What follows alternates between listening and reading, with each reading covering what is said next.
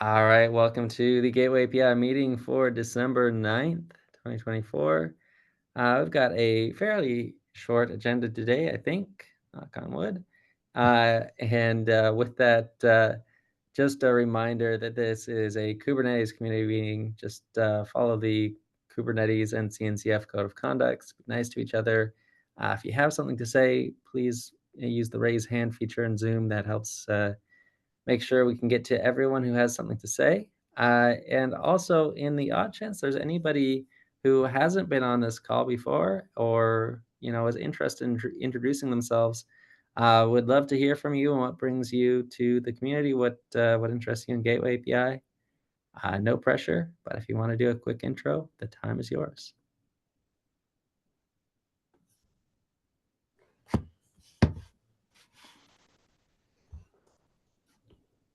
Cool. All right. Well, I think we'll call that good.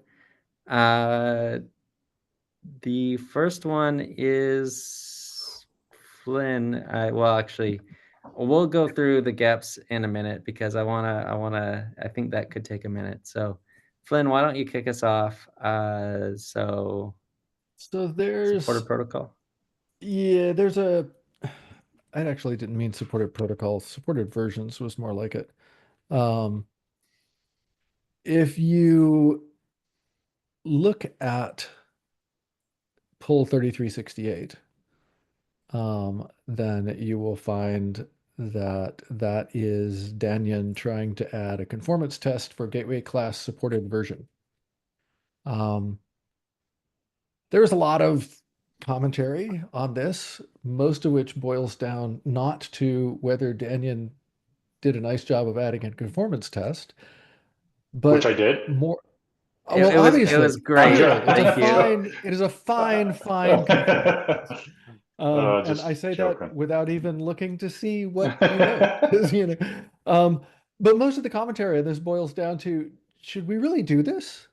And 3 weeks ago, I, in particular, asked a question that, to the tune of, who are we intending this for?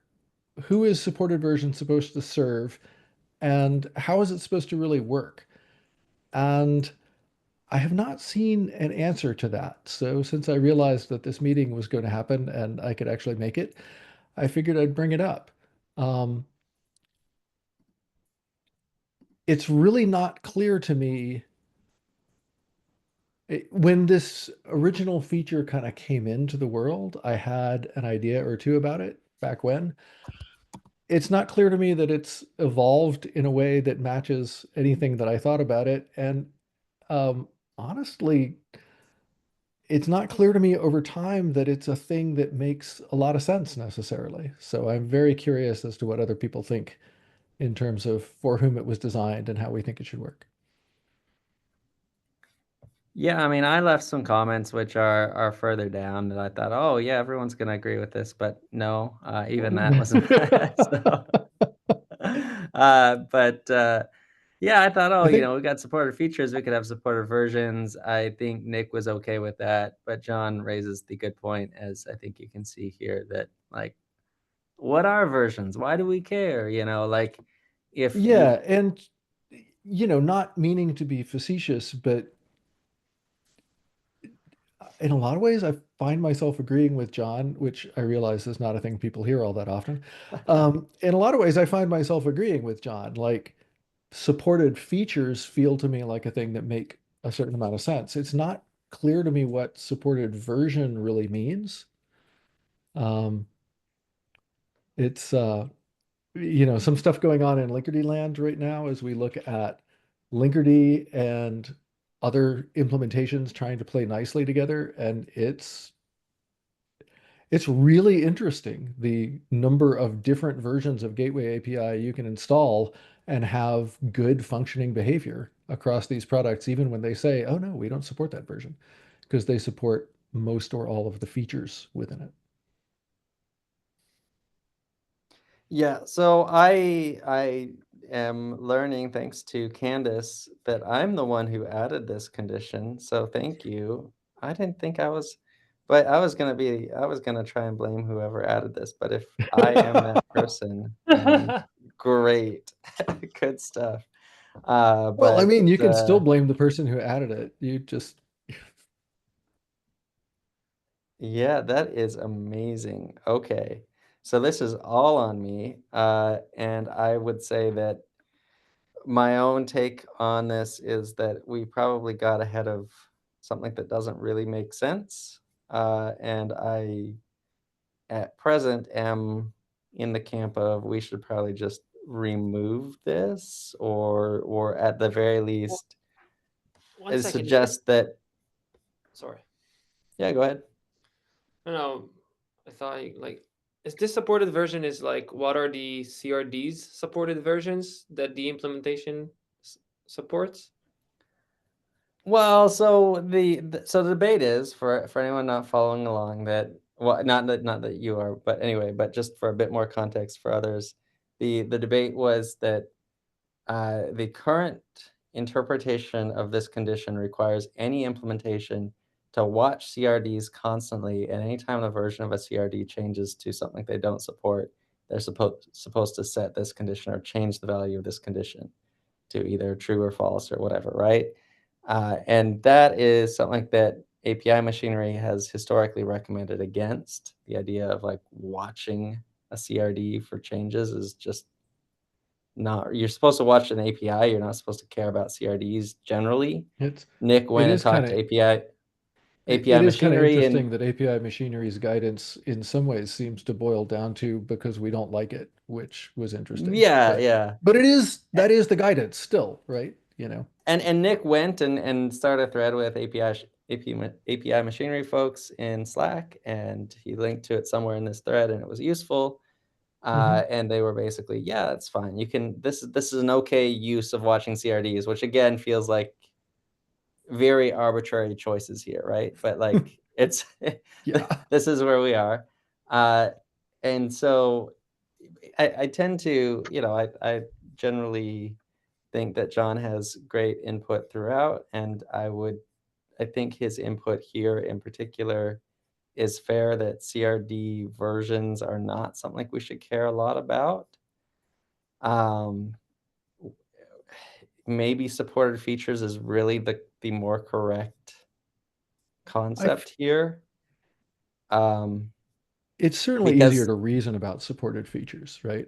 yeah, I mean, fundamentally, the thing that you care about is not the version, but the is the feature Yeah, I want supported by the implementation I care about, and that's right. you know, um, What can I You ask and you why? also Can I you ask where also it end, came from go ahead. initially? Like where the need for watching the like did we have any problems with things in the cluster that like people upgraded the CRD and things broke that we came up with this idea of supported versions? no, I mean, I think this is going back to to historical fears. If you happen to have used Ingress in the time before and dealt with deprecation between V1 Beta 1 and V1, for example, or controllers that didn't support new or old. There have been pain points in this space. I'm not familiar with a lot of pain points in gateway space, and wherever they would occur, it would be across API version boundary, not across, so like alpha, beta, GA, but not across like bundle version, like 1.1, 1.2, 1.3. So yeah, this may fall into the category of premature optimization. Um, and it seems like, given the feedback here, it seems like there may not have been anyone who actually supported this yet. Well, there's So, a couple of implementation, sorry to interrupt, there's a couple of implementations of it already. oh, really? Okay. It's Well, How do you track that? oh, it's just other pull requests that are pointing to this pull request from Nginx Oh, and what but was the I other mean one? that is interesting to wonder how they are doing this, right? Like um I'll pick on Linkerd for a minute. So for Linkerd right this second, if we were to implement this and notice that Gateway API 0.9, there isn't a 0.9, but 1.0 was installed, we should say, nope, not supported, despite the fact that Linkerd will actually work fine with version 1.0. So it makes me curious what Nginx and Contour are really doing there. Do they just, it's just like a hard-coded check or what? I mean, it could be just on condition, but still serving the functionality, right? So like, But I mean, so maybe Kate knows for Nginx, if Nginx believes that it supports 1.2, then when 1.3 comes out, will that version of Nginx just say, I don't support this?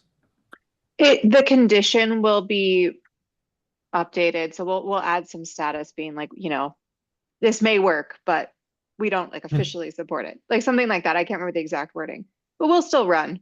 It's just a warning. Yeah, I mean, so one of the nice things about some kind of context here, and part of, not to go too far into my own comment, but was basically the idea that you, I don't know, if we've talked a lot about installing CRDs and making it easier to manage CRD installation. And you want to be able to know with some level of confidence, if I upgrade CRDs, is every implementation tested against this? And so, so John, for example, I can pick on Istio, where Istio does a very good job of saying, we test against the latest 4 or 5 versions of Kube. I don't know what it is, but they have a support matrix where they say, these are the versions we test against. We may support more, I don't know, but these are the ones we test against. And presumably that's what this kind of thing would be running against, right? Like, these are the things we test against and know true to be supported. Yeah, I don't know. This feels like something that would benefit from more discussion for sure. I don't want to use too much more time in this meeting. But yeah, thank you. Thank you for raising this. Any last words or thoughts to close us out on this one? Everything I've been thinking about makes me feel that supported features is more likely to be useful for people. If anything is. Yeah. I think it's just Okay, well, important. I think it's important if there are implementations that have implemented this feature to get some feedback from them on how they're using it and how they would feel if the feature went away. So with that said, I mean, Rob, if you agree that's important, who would be assigned the action item for getting that feedback? Well, since you're the one who suggested it, clearly you get assigned the task. That's a joke. I'm happy to. No, I just wasn't sure if it would be better served by someone else. But if that's the case, I'm happy. Yeah, maybe this is best for a Slack thread, just to have a little bit more async for a minute, and we know at least a couple implementations that are supporting this, getting some feedback from them of if it's been onerous to support or fine, if they have any idea of if it's actually been useful to customers or users of their project. Yeah, I think that seems like a reasonable starting point. This is one of those things, like, a condition is something that we can, I'm not saying we should remove it from the spec, but if we did, implementations could continue to support it, right? There's nothing that prevents somebody from setting a status in spec. It's more just, is this something that we want to be a requirement? Yeah. I want to bring Lior? one related thing to this, which I believe we discussed it a few months ago, but whether it will be useful to have supported version within the supported feature spec, and the Yeah. reason is an implementation. Let's say I upgrade Istio, let's say, to the newer version, and then Istio has its own supported feature that it support right now. But let's say the CRD is not upgraded, so then the user gets indication that there are more supported features than they can actually use. So, Sorry, you mean in the Yeah. sense of like Istio is happy to use a thing that's in 1.3, but only 1.2 is supported? no, so let's say you have a CRD installed, but then you upgrade your implementation to the newer version, but the implementation version, right? Right. So then you are basically how the gateway class supported features are populated, right? So you might, let's say, I don't know, gateway API 1.4 introduced a new feature, and then the newer implementation version that is installed will publish the supported feature as part of the supported features to your gateway class. But if you didn't upgrade the CRDs yourself, you could not use this feature, right? What? Sorry, So I'm it's confusing. Maybe I'm. Well, So no, I mean, it sounds like you're saying, Gateway API 1.4 introduces the shiny new explode on failure field in something, and you're still running an Istio version. no, Sorry, you upgrade your version of Istio to something right. that can support explode on failure, but nobody has updated the CRDs to the 1.4 version, so you still can't use it. I think that's what you were saying. Yes, I think it's a fair Yeah. assumption. What So would we? the gateway class would have, you can use feature X, Y, and Z, Right. and let's say Z is the new feature, but Mhm. you cannot use Z because you didn't upgrade the CRD. Unless you're Right. saying that everyone that upgrades their implementation upgrades the CRD before, or like, Yeah, I think this is quickly gone into territory that is easier to write out and think about for a minute, because this is Yeah.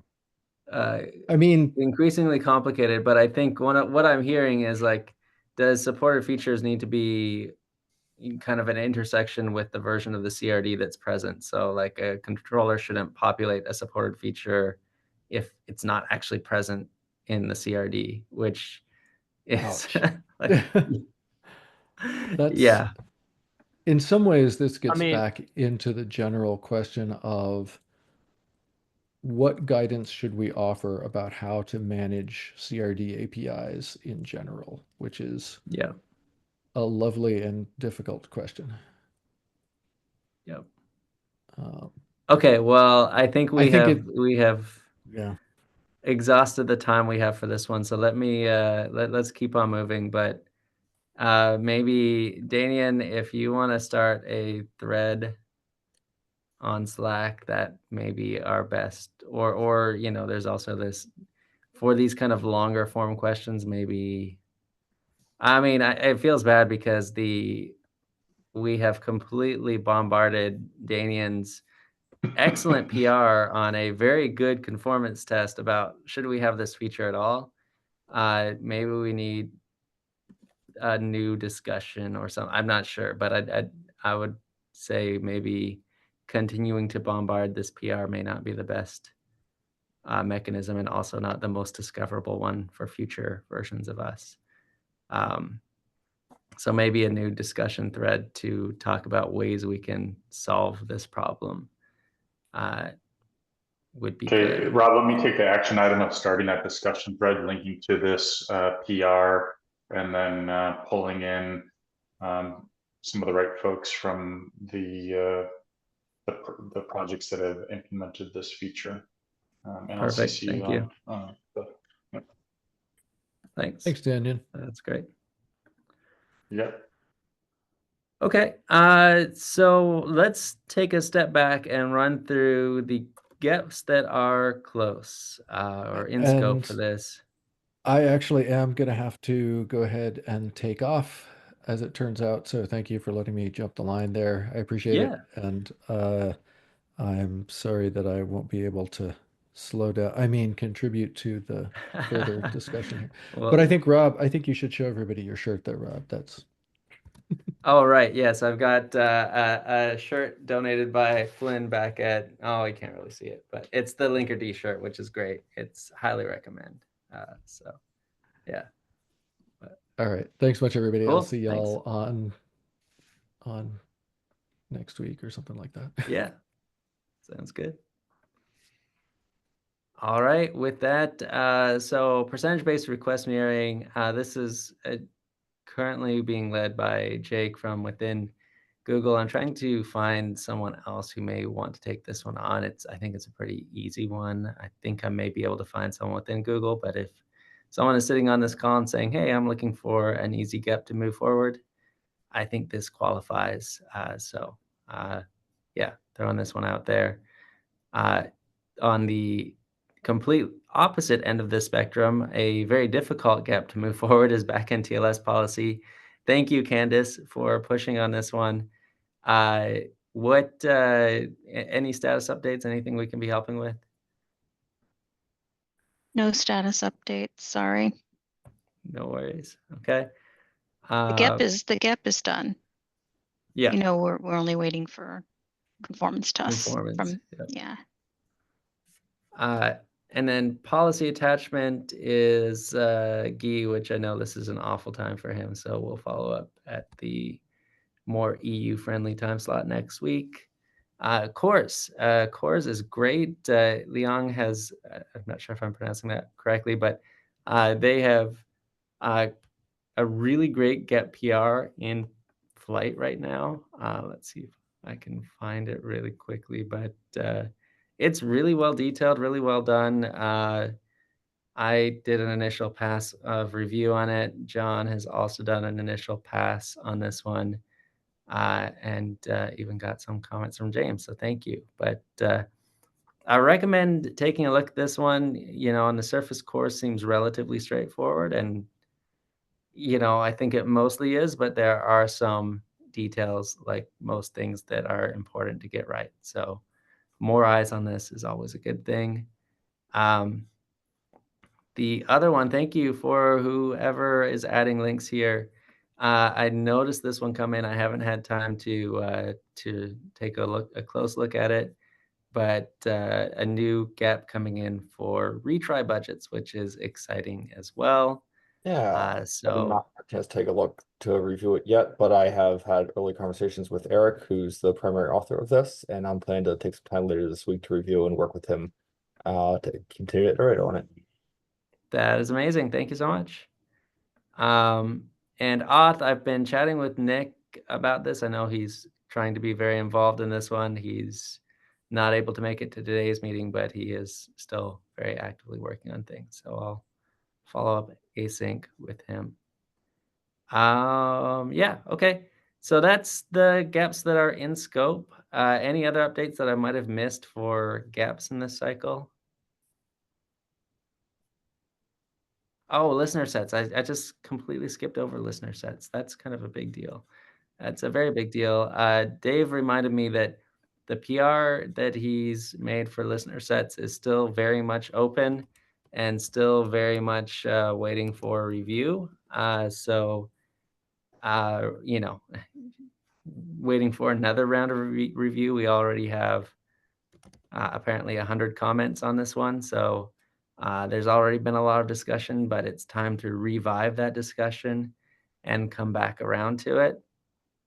I am interested in, we had talked about some additional ideas, such as maybe this is our opportunity to experiment with a direct ref from listener to backends, as an example. It's worth thinking about, if you were starting from listener from scratch. I mean, not that this is from scratch, but are there any things that you would do differently? Because this is our opportunity to adjust as necessary. So yeah, with that, just a heads up, this one is very much ready for another round of review. And I think it really is foundational to a lot of our future work, especially as we're thinking about L4 and other concepts. Again, I'm not saying we should remove things like TCP, UDP route, whatever, but this definitely has a relationship to that. So we, especially you look back at previous KubeCons where Tim has called for basically the end of service and cluster IP gateways, cluster IP for everything. This could be foundational for that kind of work. So yeah, just recommend taking another look at that one. I will link it before I forget about it. Okay. Rob, what about the policy attachment? Is there a new GEP for that? Or are we using No, the this same? is Gia has some changes that I don't think are live yet, but I know he's been working on some things to try and just standardize the existing gaps. I don't think he's trying to do anything new. Okay, thanks. Yeah. Cool. Okay. So that is everything for in scope. We had a good discussion about that. Okay, so real quick, I want to give another update on the project currently called Instance Gateway, and I sent this out to the working group serving mailing list, and looks like we've got a few more comments. Thanks, Danian, and anyone else.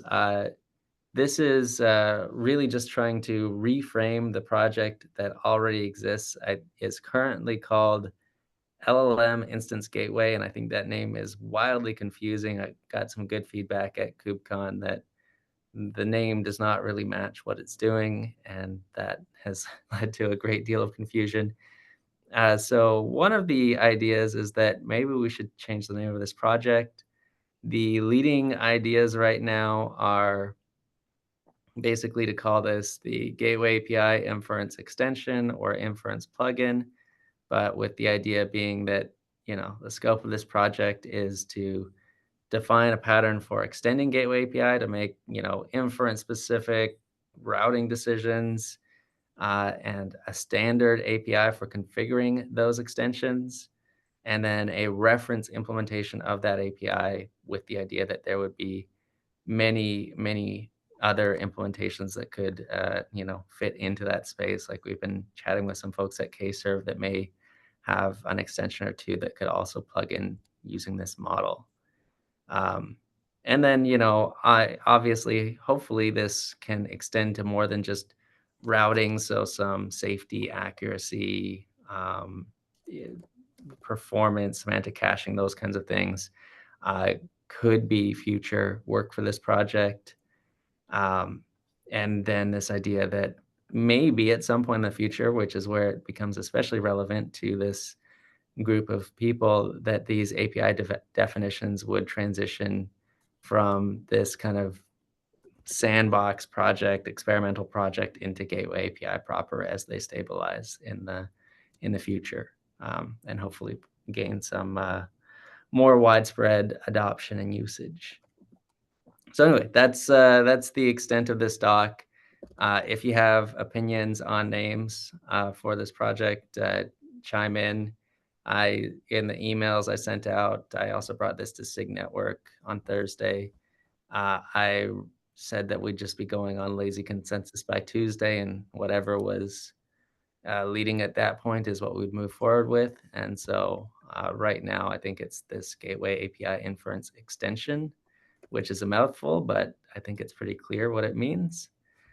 Yeah, so that's it. And then there's I think this is going to go a bit into the weeds, so I don't want to waste too much time here.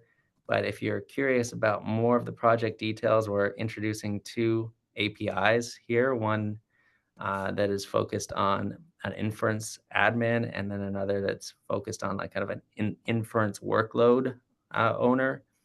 And we have different APIs for each of these personas. And throughout some name ideas right now, this idea of an inference pool and inference model are the front runners. And since it's probably not clear from just looking at these, the idea of how this integrates with Gateway API is inference pool would be a backend ref. So instead of targeting a service as your backend, from a route, you would target this inference pool, which is also a group of endpoints, but with an extension that provides some more advanced routing for those endpoints. And then inference model is something that the extension reads from, but is not relevant to your gateway controller or implementation. The only thing a gateway controller cares about is this thing. Is there any overlap yeah. between the inference pool and the backend service, for example? So like a Kubernetes service and inference pool. Yeah, so these both have a port and a.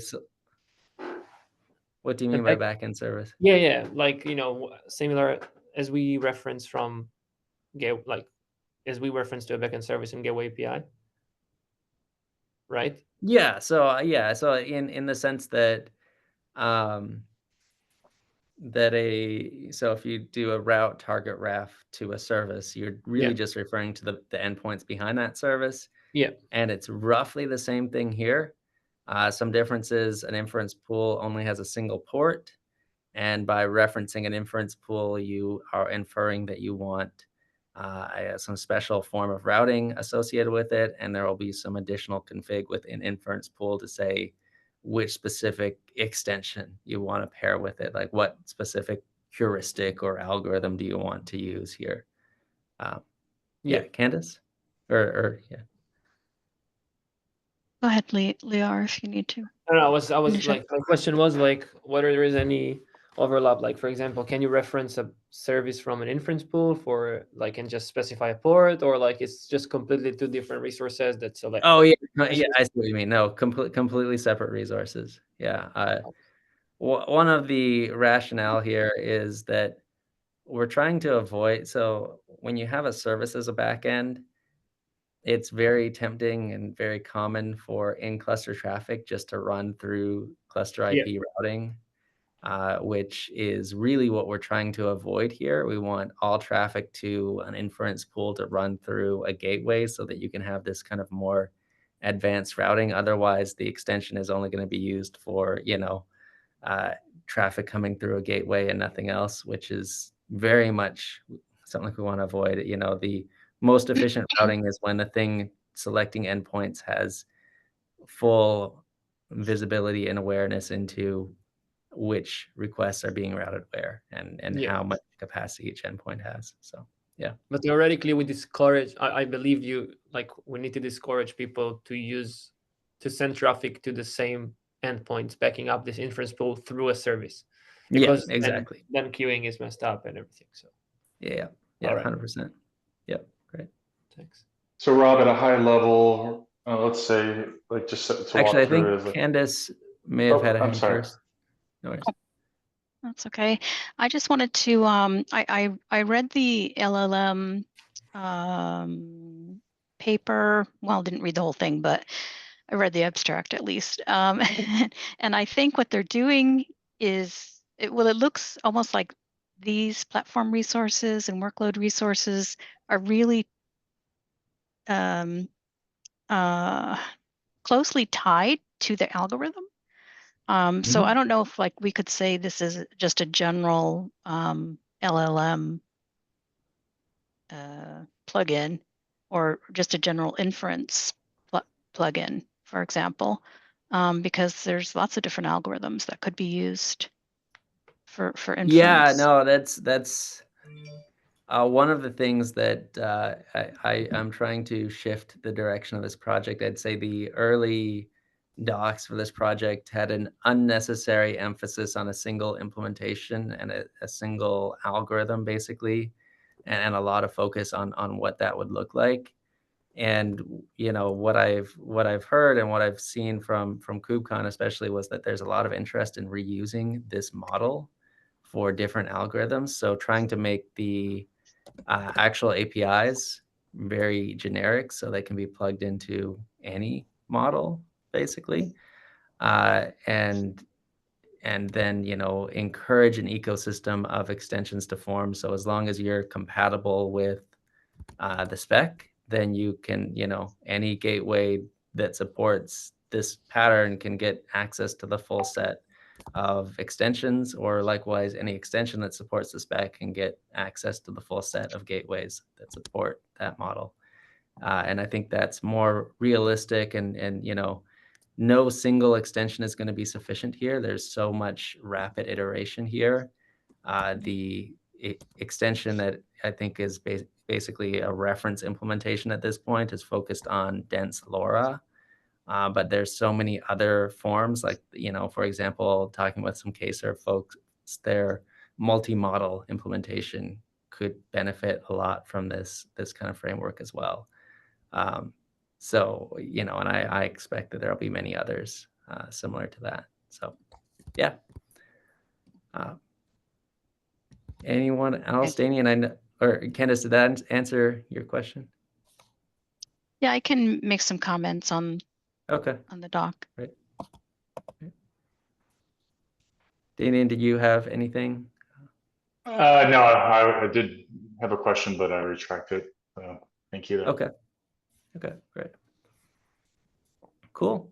All right, I'll try and respond to comments on the doc, but yeah, feel free to ping me on Slack or anywhere.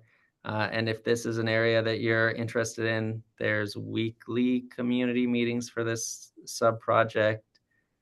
I think they're Thursdays at some point, but they're currently under the working group serving calendar. So you'd have to join that calendar to actually get the invites for that working group. Yeah. Okay. That's almost everything. I have the next item on the list too. So real quickly, we'll just call out that I've been coming back to this idea of stronger isolation between experimental and standard release channels. And I had a conversation this morning that just reminded me that it would be worth coming back to this, especially as with listener set, it's likely that we're going to have a new experimental API. And so I think what we got a lot of pushback from with experimental in the past was that, it's really messy to have to support 2 API groups for everything, for every, whatever. But and especially, for APIs that are already experimental, already in an API group, to move them to a different API group is disruptive. But if we have net new APIs, maybe it would be okay to have them start in, say a different group like x-Kades.io, like our early alpha APIs did. And then as they standardize and become stable, they move to Kades.io and, become part of standard channel at the same time. This importantly does not suggest that we would have those forever. Like this would go away as the API group moved to standard channel, and then you would have kind of the same split we do today.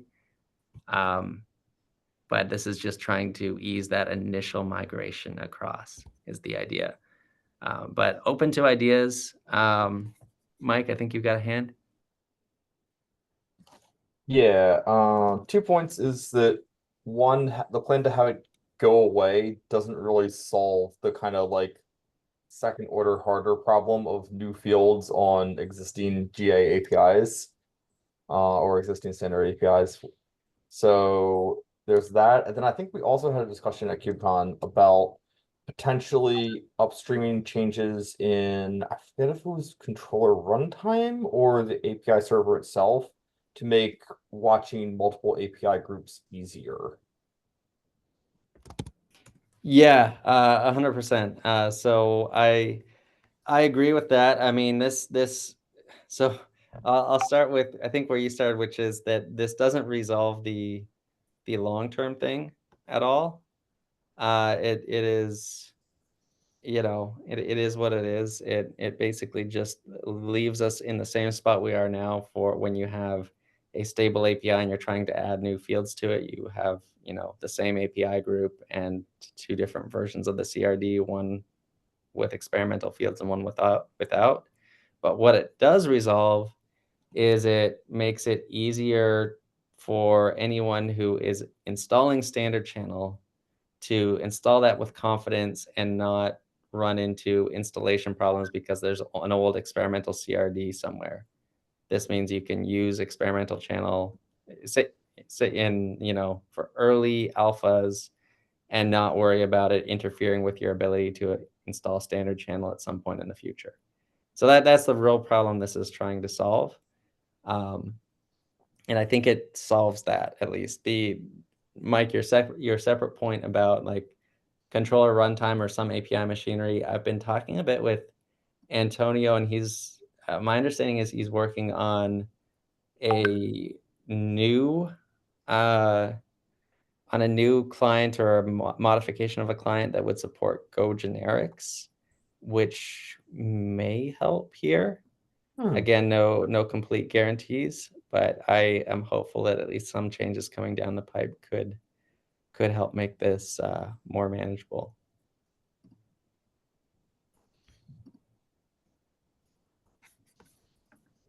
Cool. All right. Any other thoughts on this one? Oh yeah, Leo, your point of, I actually like this idea too, that if you have It's Mike's experimental idea, yeah. fields, then you just start with an experimental prefix so you don't end up with, yeah, that's actually a really good point too. So I think Mike those, brought it up on Slack when we identified the problem with these two, the supported yeah, features. with supported features. Yeah.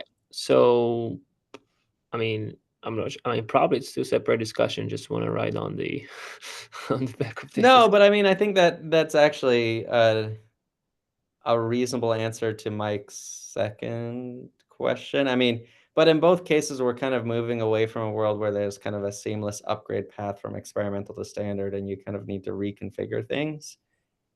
I would say that's less bad than our current state, but it is still not perfect. Yeah. Yeah, no, good call. Okay. So just Leo, you're next either way, but yeah. Yeah, just to clarify for like action items, like was it just like let's bring it up to discussion, or like are we interested in potentially moving it to either a discussion or a gap and move it forward? I think what I'm gonna do is maybe I'll start a new discussion because the old one has kind of atrophied at this point.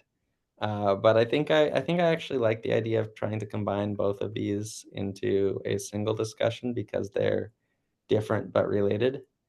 So yeah, I can make some kind of proposal related to these two things. Okay. But if you can CC me, I'll help. Cool. Yeah. Thanks. And then I think you're next. Yeah. So I mean, it's bad that Flynn had to drop, but like, yeah, I wanted to bring up Gamma and understand if there are some people in the room that knows whether there are any current work streams or goals, hopes, complaints, and yeah, essentially understanding. Oh yeah, Mike made a comment that you could speak briefly to it, but yeah, understanding where we're heading to, and whether we need help with some things. Yeah, I'm gonna. Everybody else, feel free to raise a hand. I'm going to guess that I'm the most appropriate person to answer this right now. I'll give my 2-minute answer, and then if we want to plan a longer conversation with other mesh leads, I think that's something that we can certainly do. So right now, we do not have a separate Gamma meeting. A few months back, we folded that into the main meeting, basically because we came to the conclusion that all of our biggest priorities for Gamma work are also things needed for North-South. So my one list on this is timeouts, which we just did, retries, which is in experimental and in progress with retired budgets, rate limiting, which is I think an issue that went stale and closed, but has had recurring conversations about this is the thing we would love to get to eventually. It's just hard. And then auth policy, which we had discussions about, and Nick is hopefully going to be getting something started on that, with the caveat that north-south auth-n is more important even for mesh implementations. So Why? that's kind of my short list of like the things that are highest priority for me. One second, why north south? No, why north south authn is more? Because it is blocking gateway API adoption writ large. Some mesh implementations such as Istio actually also have a north-south implementation. We have Istio ingress gateways built in, and the more that we can get like demand of people being able to satisfy their core use cases with gateway API for north-south, then it will become more of a natural extension of, oh, I also want this for my east-west use cases. So yeah, it's a high priority thing that is blocking gateway API adoption, which we expect will also drive demand for mesh once that is available. Okay. And another question is like, does it mean that like, the retries, the rate limiting, all the things that you mentioned are also like supported breaking up a little bit? in theory? So I was sorry. I was saying, you hear me now? A little bit, yeah. Yeah, so I was saying, like, does it mean like that the retry, like all the features that you mentioned, there are like also are being driven through north-south, but also relevant for mesh? Does it mean that there are also implementations aiming to support it for parent ref as a service? Are part of the gap is to support it as parent ref as a service as well, or you think about it like do it later? Yes. There's probably, I'm thinking of retries specifically. There's probably more that we could go back and add to the gap to clarify some like producer versus consumer behavior for parent ref as a service, particularly in the process of like adding conformance tests for it. But it was definitely authored, and timeouts as well was authored with the intent of this should, in the way that we're designing this, be applicable to east-west as well as north-south. Okay.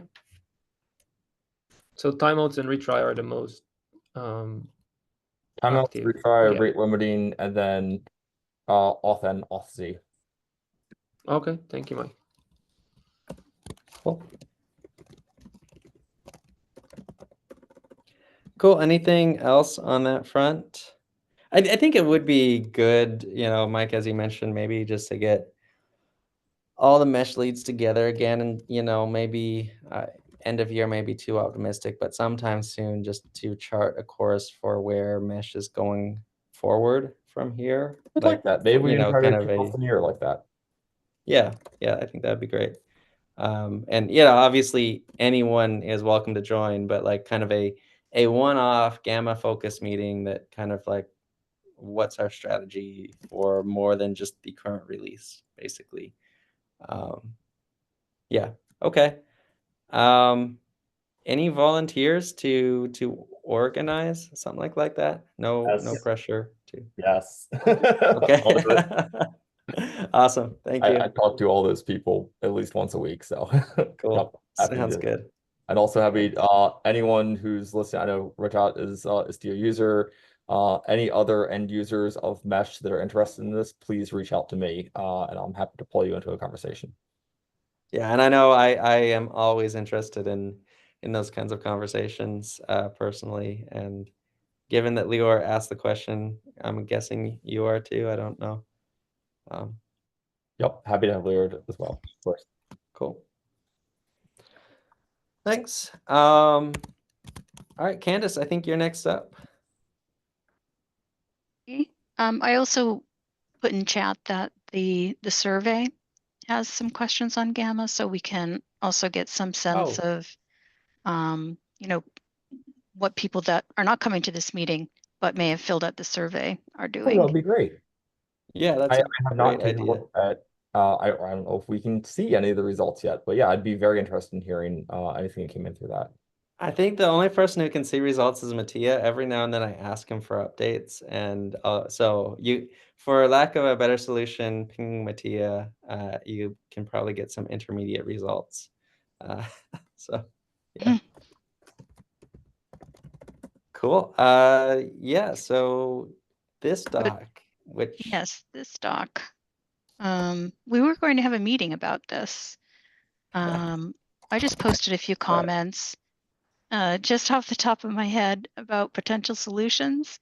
They may be dumb. I don't know. I have to come back and put like pros and cons on each of them. Some of them are dumb, but maybe some of them No, are this leading. is.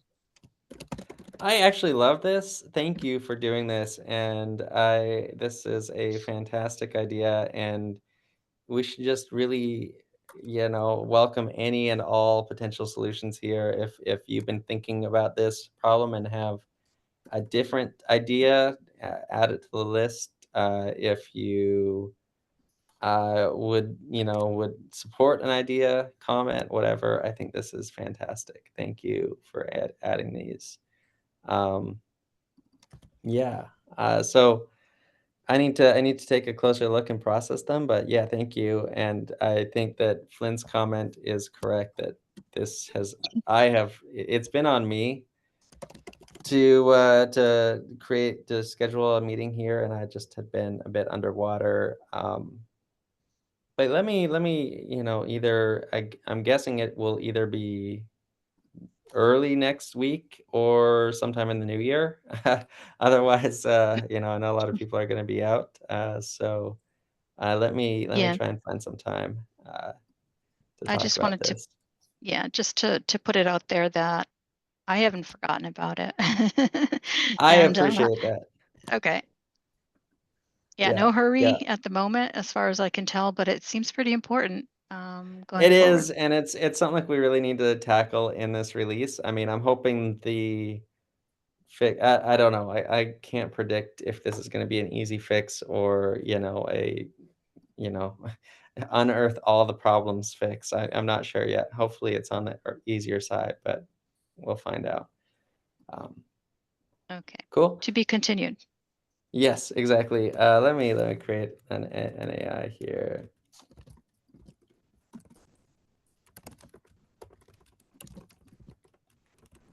So the list I'm going off of is in an old agenda somewhere. We got a list of people who were interested in talking about this. Yes, so this is the list I am interested in. So I'll try and find everyone on Slack that is in this list. If you are interested and not in this list, I guess go back in time a bit until November 25 and add yourself there.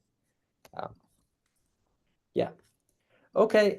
Next up is Flynn. Yeah, Flynn is really quick. Just I saw this as well that if we're trying to get Gateway API survey,